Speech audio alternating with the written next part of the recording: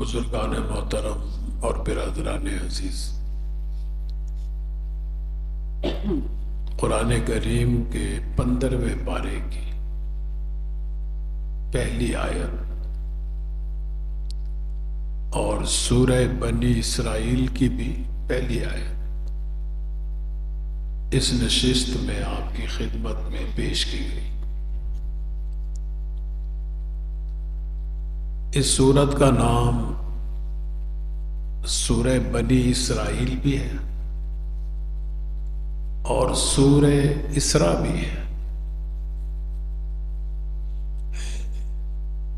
اسراء کے معنی ہے رات کا سفر، رات کو سفر کرنا، رات کو سیر کرنا۔ چونکہ اس آیت میں سرکار دو عالم صلی اللہ علیہ وسلم کے ایک سفر کا ذکر ہے جو رات کو ہوا تھا۔ اس سفر کی مناسبت سے اس سورت کا نام سورۃ الاسراء بھی ہے، اور وہ سفر اسراء والا زیادہ مشہور عوام کے اندر ہے معراج کا سفر۔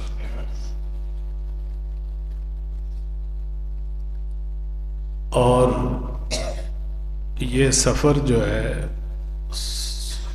معجزاتی سفر ہے۔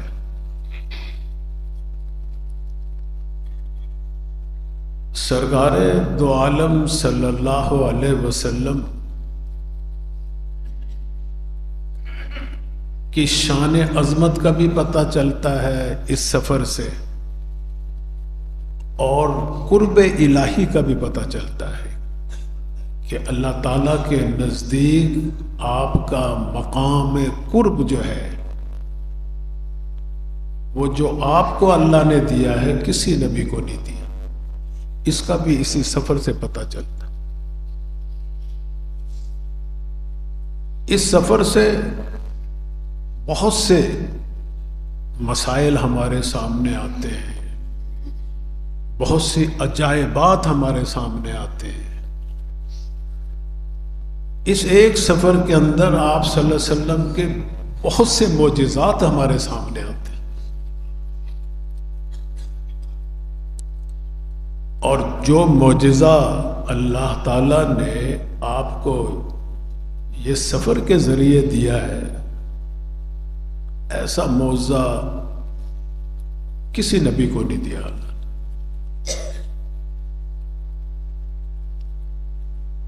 اور ویسے تو آپ انبیاء کی تاریخ پر نظر ڈالیں، قرآن کریم کا مطالعہ کر لیں، احادیث کا مطالعہ کر لیں، اللہ تعالیٰ نے اپنے ہر نبی کو اس کی حقانیت ثابت کرنے کے لیے کہ یہ میرا سچا نبی ہے، دلیل نبوت کے طور پر ایک سے زائد معجزے دیے۔ کسی نبی کو 1 دیا، کسی کو 2 دیے، کسی کو 10 دیے، کسی کو 100 دیے، ہر نبی کو دیے۔ قرآن کریم کے اندر بھی آپ کو ملیں گے اور تاریخ کی کتابوں میں بھی ملیں گے۔ اللہ تعالیٰ جب کسی نبی کو کوئی معجزہ دیتے ہیں، اس کے نبوت کے حق ہونے کے لیے، سچی ثابت کرنے کے لیے اس دور کے مطابق دیتے ہیں۔ قرآن کریم کے مطالعہ کرنے سے پتہ چلتا ہے کہ سیدنا موسیٰ علیہ السلام اللہ کے بڑے جلیل القدر نبی ہیں، ان کے ذکر سے قرآن کریم بھرا پڑا ہے۔ یہ جو سورت ہے اس میں بھی بڑا ذکر ہے ان کی قوم کا بھی ذکر ہے، اسی لیے اس سورت کا نام سورہ بنی اسرائیل بھی ہے۔ موسیٰ علیہ السلام کے دور میں جادو کا بڑا ولولہ تھا، بڑی شہرت تھی، گھر گھر جادوگر پیدا ہوتے تھے۔ اس دور کا جو بادشاہ تھا فرعون جس کا لقب تھا، اس کے مصاحبوں میں بھی بڑے بڑے جادوگر تھے. دربار کے اندر باقاعدہ جادوگر اس نے ملازم رکھے ہوئے تھے، بڑے بڑے جادوگر، اپنے تخت کی حفاظت کے لیے، اپنی شاہی کی حفاظت کے لیے. ان سے مشورے لیتا تھا کیسے حکومت چلانی ہے، کوئی ختم تو نہیں کرے گا، کوئی میرا دشمن ہے تو پہلے میں اسے ہی ختم کر دوں جادو کے ذریعے. اللہ تعالیٰ نے جب موسیٰ علیہ السلام کو وہاں نبی بنا کر بھیجا اور فرعون کو ان سے خطرہ لاحق ہوا تو فرعون نے ان جادوگروں کو ہی آگے کیا کہ ختم کرو اس کو. موسیٰ علیہ السلام کہنے لگے میں بھائی اللہ کا نبی ہوں، سچا نبی ہوں. بھائی سچے نبی ہیں تو ہمیں کیسے پتہ چلے گا؟ چلو میرے جادوگروں سے کرو مقابلہ، پتہ چل جائے گا کہ آپ سچے ہیں جھوٹے ہیں کیسے ہیں. اب انہیں جادوگروں کو بڑا گھمنڈ تھا اپنے ہنر پہ، اپنے فن پہ. جادو بھی ایک فن ہے. مقابلہ ہوا، قرآن میں سارا یہ واقعہ موجود. اللہ تعالیٰ نے اپنے نبی کو سچا ثابت کرنے کے لیے ایسا معجزہ عطا فرمایا کہ پھینکو اپنے عصا کو، اور وہ اژدہا بنا اور ان کے جادو کی جتنی بھی سانپ بنائے تھے انہوں نے رسیوں کو سب کو ہڑپ کر گیا، کھا گیا. اب جادوگر چونکہ اپنے فن سے واقف تھے، اپنے فیلڈ کے ماہر تھے، وہ سمجھ گئے کہ بھئی یہ جادو نہیں ہے، یہ موسیٰ علیہ السلام نے جو ہمیں دکھایا ہے فن، یہ ہم نے تو اپنے فن کے ہر ہنر کو جانتے ہیں، اچھی طرح سمجھتے ہیں، الف سے لے کے یہ تک ہم جانتے ہیں اپنے جادو کے. بڑے بڑے جادوگر ہیں ہمارے اندر. کہتے یہ جادو نہیں ہے، یہ تو حقیقت ہے، حق ہے. مسلمان ہو گئے، سجدے میں گر پڑے، سارا ان کا منصوبہ ناکام ہو گیا. ایسی اللہ نے عظمت دکھائی موسیٰ علیہ السلام کی. ہر دور میں جو معجزہ ہوتا ہے نبی کا، اس دور کے فن کی جو ترقی کا عروج ہوتا ہے، جو آخری درجہ ہوتا ہے جہاں وہ ترقی پہنچ چکی ہوتی ہے، اللہ تعالیٰ اپنے نبی کے معجزے کی وہاں سے ابتدا کرتے ہیں. اتنا غلبہ دیتے ہیں اپنے نبی. عیسیٰ علیہ السلام کا دور ہمارے سامنے ہے، قرآن کریم بیان کر رہا ہے. ایسے ایسے حکیم پیدا ہوئے، طب میڈیکل جس کو آپ کہتے ہیں، بڑی ترقی پیدا. آج تو طب جو ہے نا چیرا پھاڑی میں بہت عروج پہ ہے. اس وقت آپ اندازہ لگا لو، موازنہ کر لو، ایسی ایسی جڑی بوٹیاں اس دور کے حکماء نے، اطباء نے، ڈاکٹروں نے ایجاد کی ہوئی تھی کہ بڑی سے بڑی بیماری جو تھی، کینسر جیسی بیماری بھی لا علاج، وہ جڑی بوٹی سونگھاتے تھے. کھلانا تو دور کی بات ہے، سونگھنے سے ہی بیماری ختم ہو جاتی تھی. اتنی ترقی کی ہوئی تھی انہوں نے.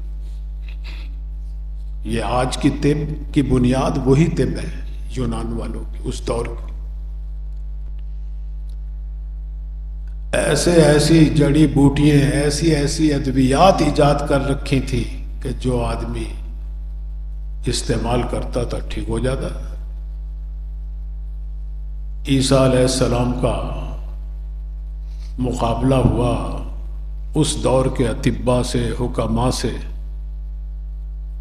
اللہ تعالیٰ نے اپنے نبی عیسیٰ علیہ السلام کی حقانیت ثابت کرنے کے لیے ایسا معجزہ عطا فرمایا، ایک نہیں کئی عطا فرمائے، کہ اس دور کی طب کو، حکمت کو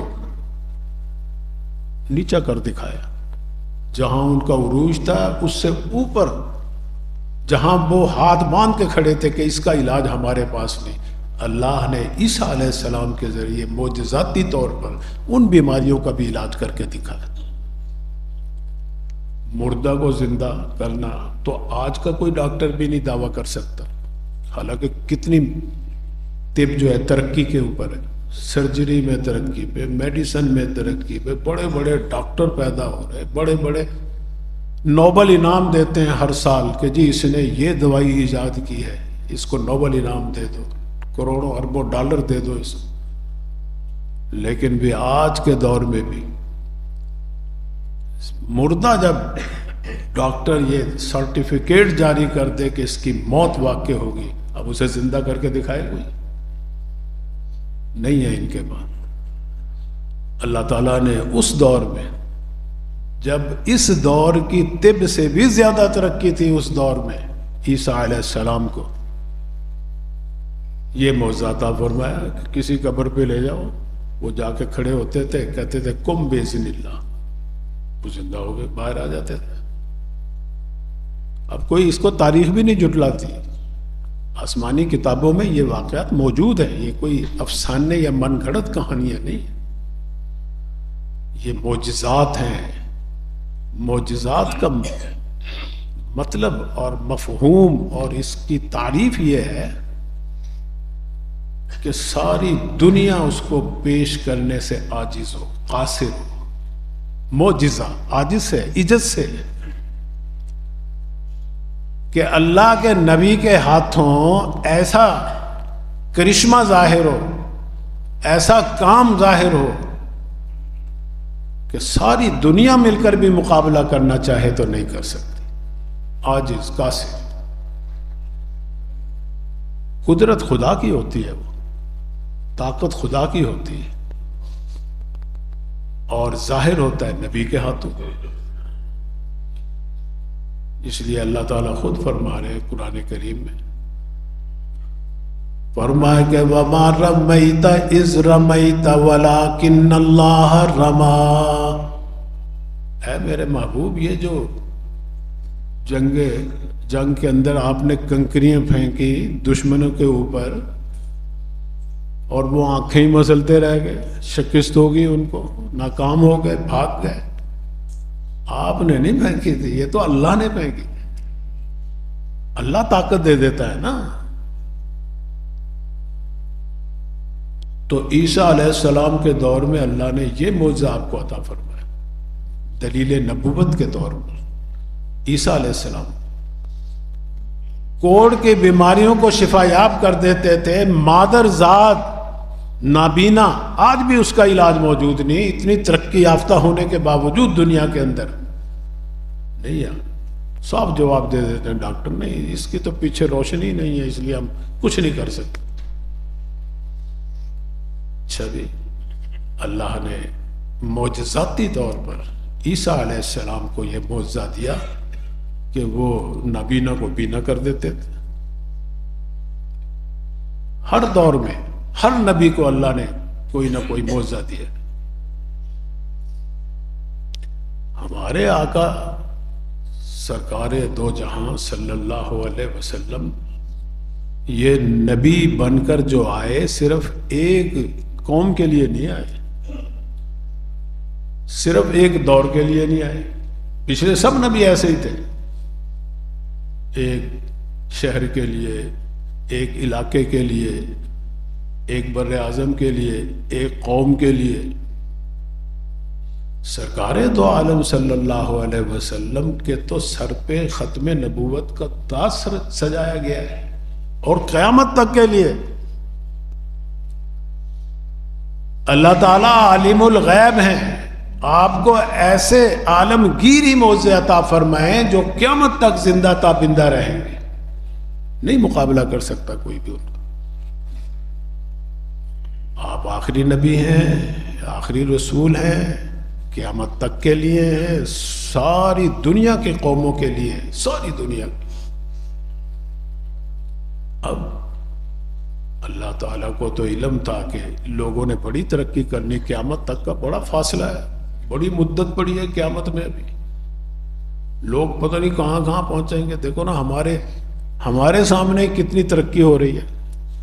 کبھی موبائل آ گیا, کبھی نیٹ آ گیا, کبھی خلائی, کبھی چاند پہ قدم رکھا جا رہا ہے. ہمارے دیکھنے کی باتیں ہیں نا جی. مریخ پہ جانے کی تیاریاں ہو رہی ہیں.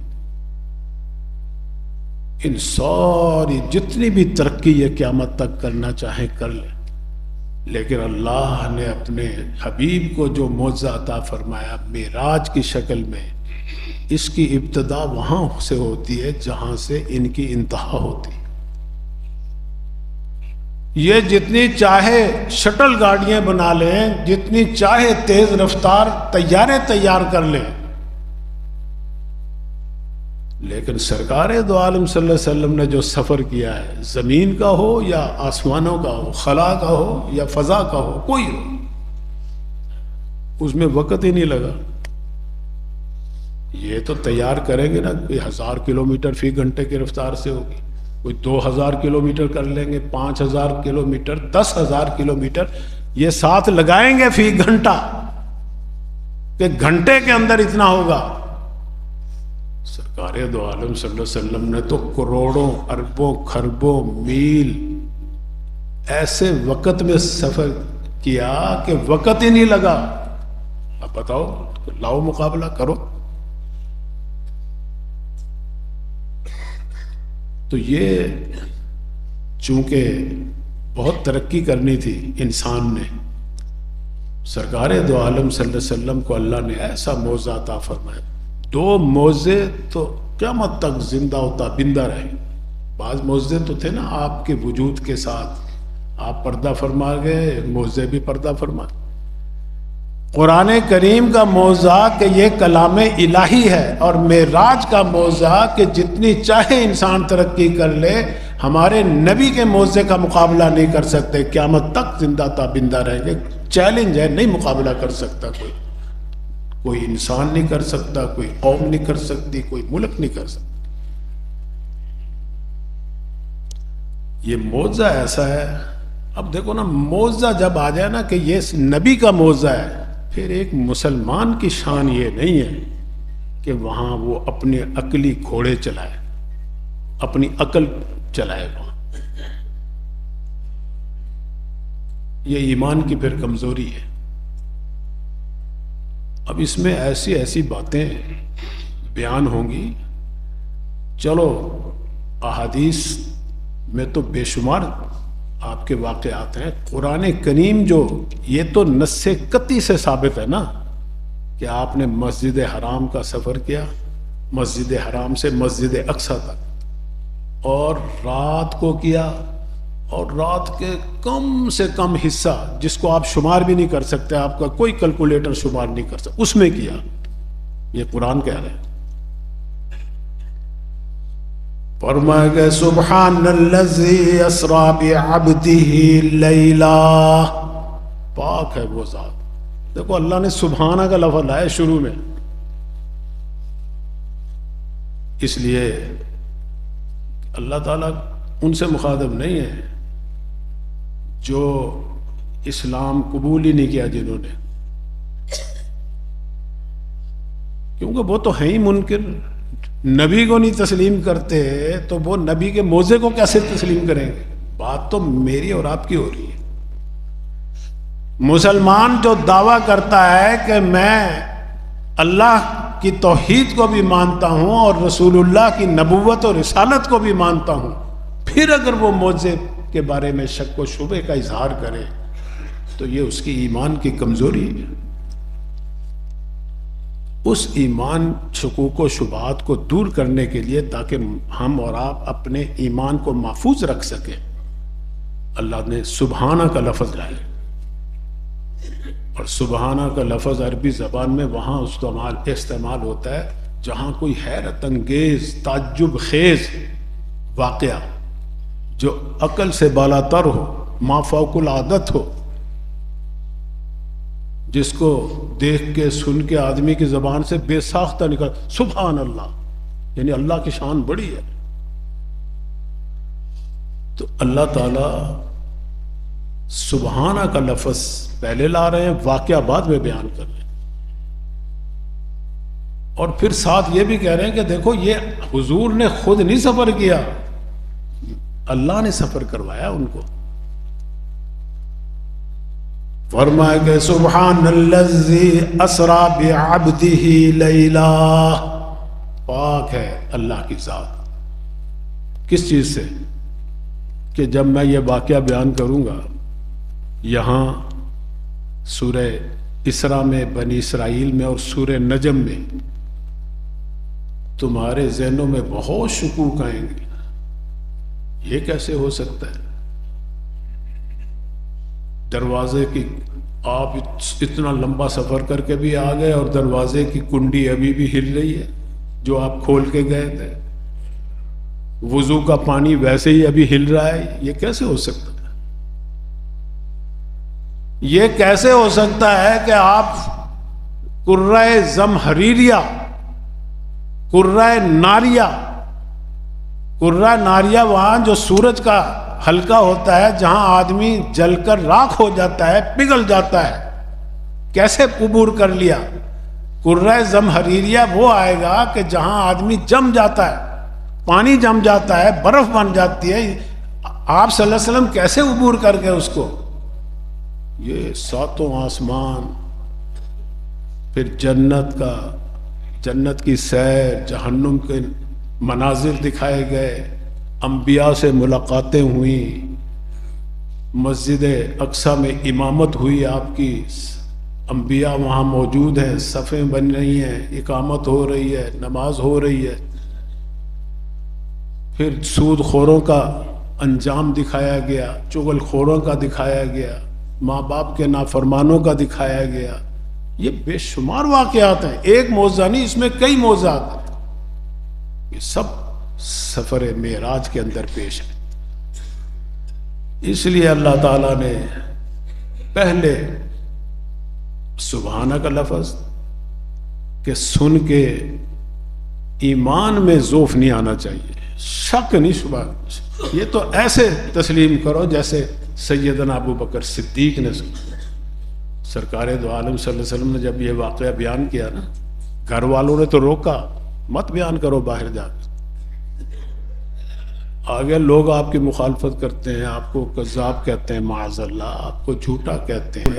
ابو جہل انہوں نے بڑی مخالفت کی. کوئی سردار مکہ تھا، کافر تھا، اس نے ملا ابو بکر صدیق کو، کہنے لگا لو آج قابو آ گیا، آج تو ابو بکر صدیق بھی ان سے منحرف ہو جائیں گے، آج یہ چھوڑیں گے اپنے دوست کو. اب جب واقعہ بیان کیا کہ بھائی تمہارے سنا ہے ساتھی کیا کہہ رہے ہیں؟ بھائی کیا کہہ رہے ہیں؟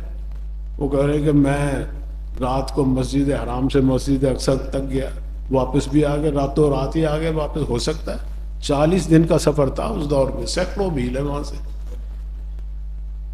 سینکڑوں میل، 40 دن کا سفر ایک رات میں. قرآن، یہ تو قرآن کا حصہ ہے نا، مسجد حرام سے مسجد اقصیٰ تک کا سفر. نص قطعی اس کو کہتے ہیں. اس سے جو کوئی انکار کرتا ہے اس سفر کا، کتنے سفر کا، وہ اس سے خارج ہے. مسجد حرام سے مسجد اقصیٰ کا سفر کیا، اور رات کو کر، اور رات کے قلیل حصے. یہ عربی کی احمد جاننے والے واقف ہیں کہ یہاں لیل کا لفظ لا رہے ہیں اور اس کے اوپر تنوین آ رہی ہے، دو زبر آ رہی ہے. تنوین ہوتی ہے تقلیل کے لیے، تھوڑا جو کم سے کم وقت ہوتا ہے رات. لیلا اصل میں ہے لیلن، تو یہاں تنوین اسی لیے لائی، کم سے کم تھوڑا سے تھوڑا، جو آپ کے کسی کیلکولیٹر میں نہیں آ سکتا وہ وقت، اس میں اللہ تعالیٰ فرما رہے ہیں سے. اب اس سے کوئی انکار کرتا ہے وہ قرآن سے انکار ہے، وہ کیسے مسلمان ہوگا پھر جب اللہ کے کلام سے انکار کرتا ہے. تو عرض کرنے کا مقصد یہ ہے کہ واقعہ اللہ تعالیٰ بعد میں بیان کر رہے ہیں، ہمارے ایمان کی حفاظت کرنے کے لیے اللہ تعالیٰ سبحانہ کا لفظ لا رہے ہیں کہ اے مسلمانوں، میں اب جو بیان کروں گا اس پہ تمہیں شک اور شبہ نہیں ہونا چاہیے، بلا جھجک اور بلا دھڑک ایمان لانا چاہیے.